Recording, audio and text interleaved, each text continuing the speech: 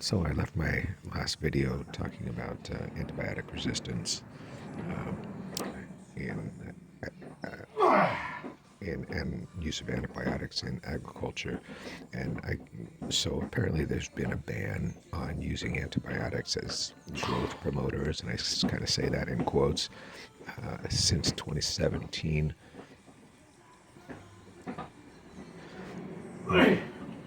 But the point that I started to make in my last video was that the conditions that the animals are raised in are so unsanitary that if you've ever read like Upton Sinclair's The Jungle, that kind of unsanitary, it's enough to make you a vegetarian. So when you raise animals under those conditions, of course they're going to get sick, and you're going to have to use a lot of antibiotics.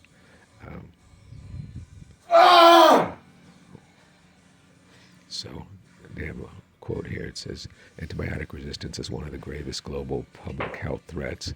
According to the CDC, it is responsible for more than 35,000 deaths in the U.S. each year and 1.3 million globally.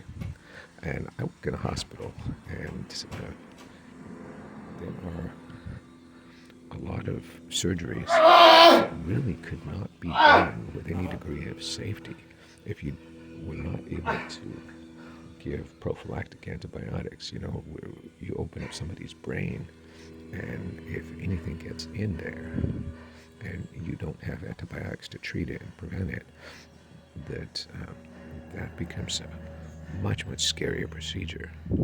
And I actually survived a brain myself. I think it was a little over 10 years now. So that is no joke, and perhaps I'll talk about that in another video. But anyways, so it says that despite the risks, residues of these high priority antibiotics were present in the U.S. beef supply chain between 2016 and 2022. That's after this ban took place. So I really don't think that this is being probably regulated very well, also because they have decreased the amount of inspectors in a lot of these places.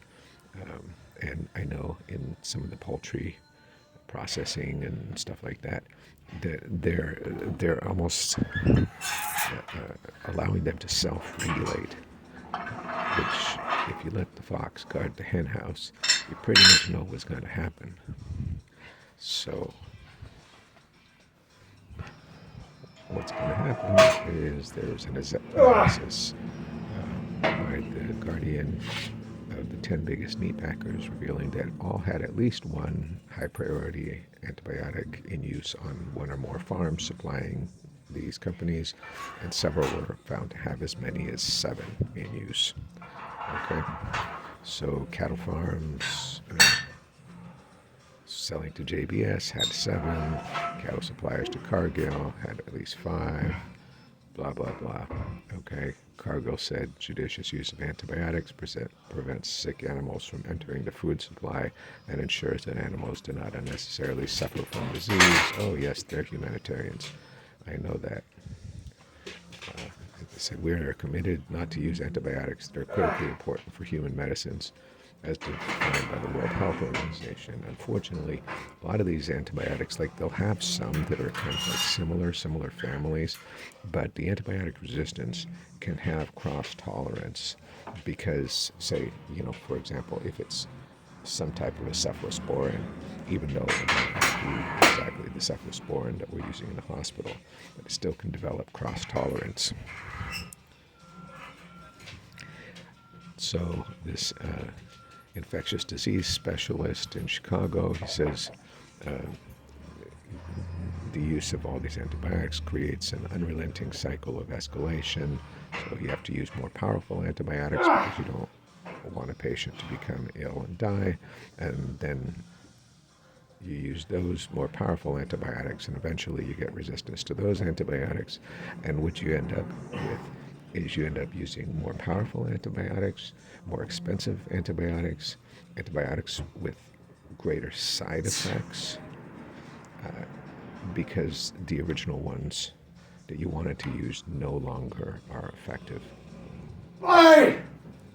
This infectious disease expert also talks about a case a couple decades ago of a newborn with severe infection that was resistant to third-generation cephalosporins. This is nowadays I see many young children who have resistance to third-generation cephalosporins, and it's just not surprising anymore. So people talk about us heading towards a post-antibiotic world, and because all of us that are alive right now grew up in a time when antibiotics were widely available, we don't even remember what it was like back in, the 1910s, 1920s, before they became available. And so now we all have the luxury of dying from heart disease and strokes and cancer and stuff like that. But back then, before, and previous to those times, people would die of infections a lot.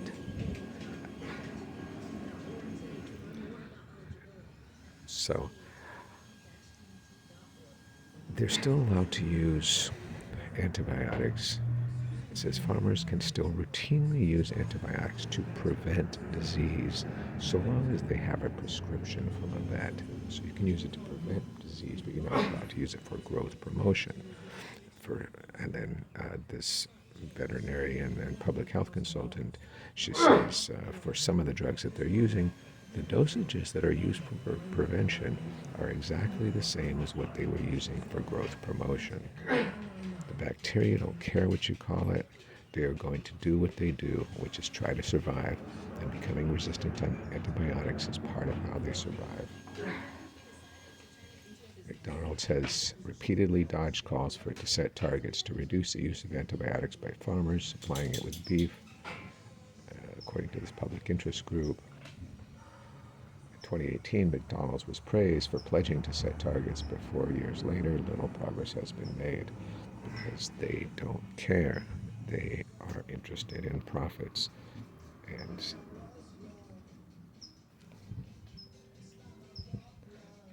their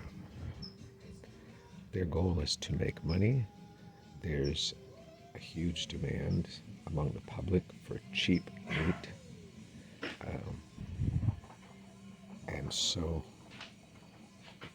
they're going to do what they have to supply it. And that is to continue to raise animals in unhygienic conditions, in inhumane conditions, because that's the way that you get these economies of scale.